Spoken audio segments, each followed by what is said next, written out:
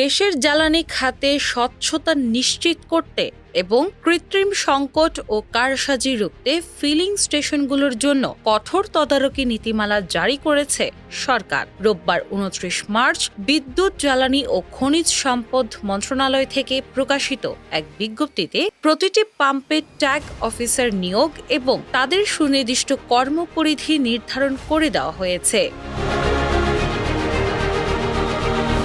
নতুন এই নির্দেশনায় বলা হয়েছে, ট্যাগ অফিসারদের প্রতিদিন ফিলিং স্টেশনের জ্বালানি প্রারম্ভিক ও সমাপনী মজুদ সশরীরে উপস্থিত থেকে রেকর্ড করতে হবে। ডিপো থেকে আসা তেলের পরিমাণ চালানের সাথে মিলিয়ে দেখা এবং ডিপ স্টিকের মাধ্যমে বাস্তব মজুদ যাচাই করা এখন থেকে বাধ্যতামূলক। এছাড়া পাম্পের ডিসপেন্সিং মেশিনের রিডিংয়ের সাথে প্রকৃত বিক্রয়ের তথ্যের মিল আছে কিনা তাও নিয়মিত পরীক্ষা করবেন এই কর্মকর্তারা।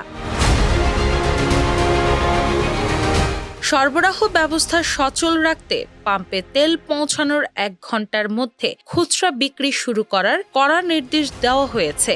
এই নিয়ম ভঙ্গ করলে প্রথমবার সতর্কবার্তা, দ্বিতীয়বার ভ্রাম্যমাণ আদালত এবং তৃতীয়বার পাম্পের কার্যক্রম সাময়িকভাবে স্থগিত করার মতো কঠোর শাস্তির বিধান রাখা হয়েছে।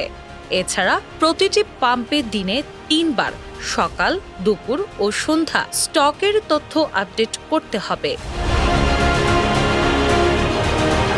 অননুমোদিত ট্যাঙ্কে তেল মজুত রাখা কিংবা কন্টেইনারে অবৈধ বিক্রি বন্ধে ট্যাগ অফিসাররা জিও ট্যাগযুক্ত ছবিসহ নিয়মিত রিপোর্ট প্রদান করবেন। ক্যাশ মেমো প্রদান, ডিসপ্লে বোর্ডে তথ্য প্রদর্শন এবং সঠিক পরিমাপ নিশ্চিত করার মাধ্যমে গ্রাহক সেবা তদারকি করা হবে।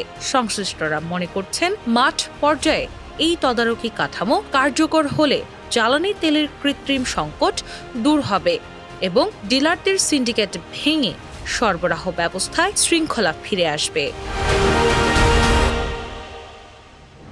দিনা ইসলাম, বাংলাবাজার পত্রিকা।